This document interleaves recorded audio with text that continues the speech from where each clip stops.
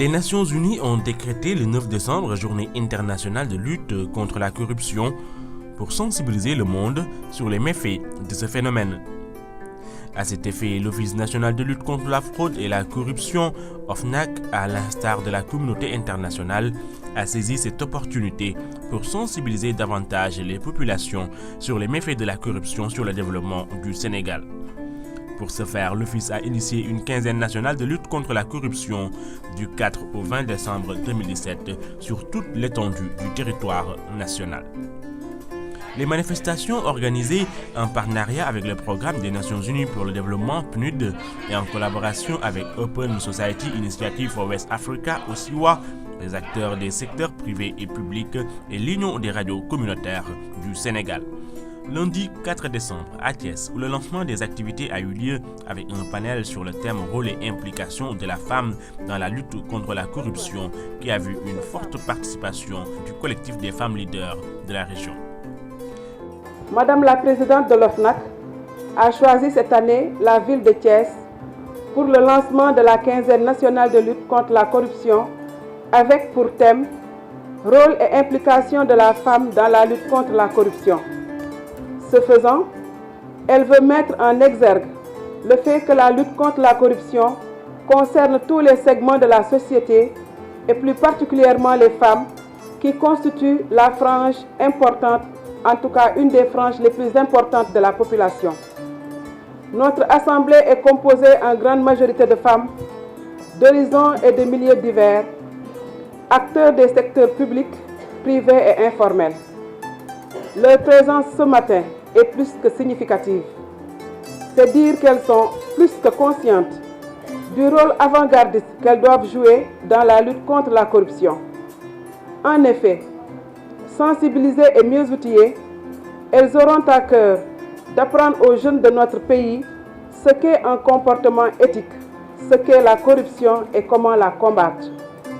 Le révérend Martin Luther King disait « Il arrive dans la vie un moment où quelqu'un doit prendre position pour quelque chose qui n'est ni sans danger, ni politique, ni populaire. Il doit le faire parce que sa conscience lui dit que c'est juste. » Monsieur le vice-président, le collectif des femmes leaders croit aujourd'hui qu'il y a un besoin pour toutes ces femmes de se rassembler dans un grand acte de conscience parce qu'elles refusent de toute leur force d'être à la merci de la corruption et plus encore que celle-ci ne représente qu'un mode de vie. Vendredi 8 décembre à Dakar, en partenariat avec le PNUD, l'instance a procédé à l'installation du comité de pilotage chargé du suivi de la coordination de la stratégie nationale de lutte contre la corruption. En organisant au-delà de la journée internationale de lutte contre la corruption, une quinzaine nationale de lutte contre la corruption avec le PNUD, en y conviant des hommes et des femmes venus d'horizons divers, dont l'expertise et le vécu dans le domaine de la corruption ne sont plus à démontrer, l'Office national de lutte contre la fraude et la corruption, l'OFNAC, que j'ai l'honneur de diriger, matérialise la volonté des hautes autorités du pays de faire face de façon résolue à ce fléau universel qu'est la corruption. Samedi 9 décembre à Dakar, à l'occasion de la Journée internationale de lutte contre la corruption, un atelier technique de coproduction sur les innovations en matière de lutte contre la corruption s'y est tenu. Nous avons compris que les délinquants, je suis obligé de les appeler comme ça, agissent de façon concertée et ont l'imagination assez fertile. C'est la raison pour laquelle nous avons pensé que la riposte devrait également être faite de façon concertée et échanger avec de nouvelles techniques.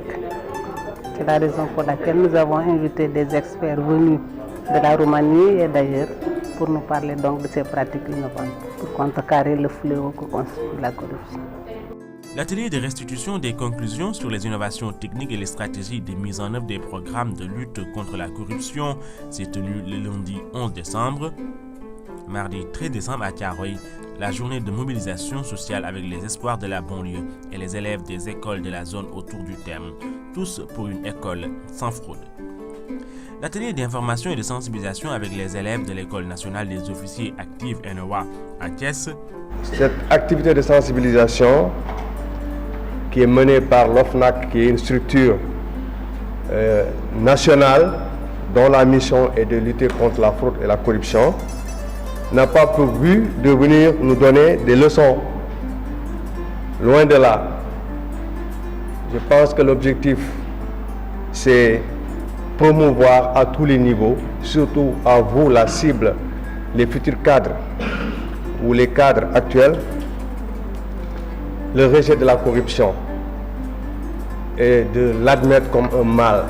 Mercredi 20 décembre, à Dakar, en partenariat avec le PNUD, atelier de partage sur l'étude de la perception et le coût de la corruption au Sénégal. Les États ont très tôt compris l'importance de la prévention et de la lutte contre la corruption pour surmonter les obstacles au développement. Au niveau national, le Sénégal s'est doté au fil des années de cadres institutionnels et juridiques s'inspirant des normes, des techniques et des procédures de prévention et de lutte contre la corruption. C'est ainsi que notre pays a ratifié la quasi-totalité des instruments juridiques internationaux de lutte contre la corruption, aussi bien dans le cadre de l'UEMOA, de la CEDEAO, de l'Union africaine que de l'Organisation des Nations Unies. Bien avant cela et dès le début des indépendances, une volonté de combattre le phénomène a commencé à transparaître dans le secteur public.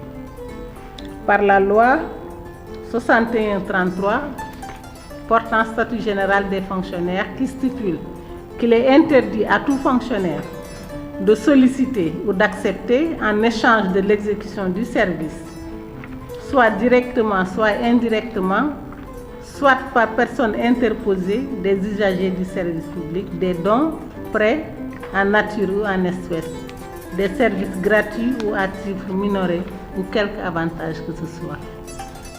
Dans les régions, d'autres activités sont organisées en relation avec une cinquantaine de radios communautaires sous forme de messages spots, d'émissions interactives, de radios crochets et de débats dans toutes les langues nationales. En quoi faisant? Avec la mise en place de l'OFNAC, l'Office national de lutte contre la fraude et la corruption. L'OFNAC a été créé par la loi 2012-30 du 28 décembre 2012. Voté à l'unanimité par l'Assemblée nationale. Maintenant, venons-en à la présentation de l'OFNAC. Oui, venons-en. L'Office national de lutte contre la fraude et la corruption est une autorité administrative indépendante. Car sa mise en place consacre la volonté politique du président de la République de promouvoir la probité dans la gestion des affaires publiques et privées. En effet, la création de l'OFNAC résulte d'une forte exigence populaire de transparence. C'est une volonté politique d'instaurer une gouvernance vertueuse. Non à la corruption pour soutenir l'éducation. Non à la corruption pour améliorer la santé publique. Non à la corruption pour promouvoir la justice. Non à la corruption pour protéger nos finances. Non à la corruption pour réduire les accidents. Non à la corruption pour protéger nos ressources. Non à la corruption pour accélérer l'émergence. Tous unis contre la corruption pour le développement, la paix et la sécurité.